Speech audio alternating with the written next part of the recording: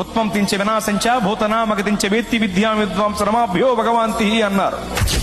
అంటే దేవుడు అనబడిన వాడు సృష్టించుటకు, సంహరించుటకు తగిన శక్తి కలిగి ఉండాలి. భూత భవిష్యత్ వర్తమాన కాల విషయములను ఎరిగి ఉండాలి. ఈ అర్హతలు కలిగిన వాడే దేవుడు అని భావం. ఈ రెండు అర్హతల్లో మొదటి అర్హత సృష్టించటానికి, సంహరించటానికి కావలసిన శక్తి మహాశక్తి. అంటే మహాశక్తి కలిగిన వాడే దేవుడు, అనగా మహాశక్తివంతుడే దేవుడు. మరి మహాశక్తివంతుడు ఎవరు? నలుగురిని నరికినవాడా? 10 మందిని బాధినవాడా? నలుగురిని నరికినవాడు, 10 మందిని బాధినవాడే మహాశక్తివంతుడైతే అలాంటి వాడు చాలా మంది ఉన్నారు లోకంలో. మరి మహాశక్తివంతుడు అంటే ఎవరు?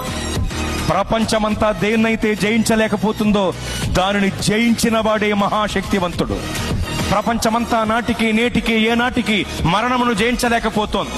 మరణమనే మహమ్మారి మర్యాద లేనిదై మానవ జాతిపై విరుచుకుబడి మరణ మృదంగాన్ని మ్రోగిస్తూ విజయ వికటట్టహాసం చేసి వెర్రవీగుతుంటే, మరణమనే మహమ్మారి యొక్క పీచమణిచి దాని ముళ్ళు విరిచి మరణమును జయించి తిరిగి లేచిన మహాశక్తివంతుడు యేసు ప్రభువు వారు మాత్రమే. ఓ మరణమా నీ ముళ్ళు ఎక్కడ, నీ విజయం ఎక్కడ? నీ ప్రభువు అడిగితే మృత్యువుకు ముచ్చెమటలు పట్టాయి.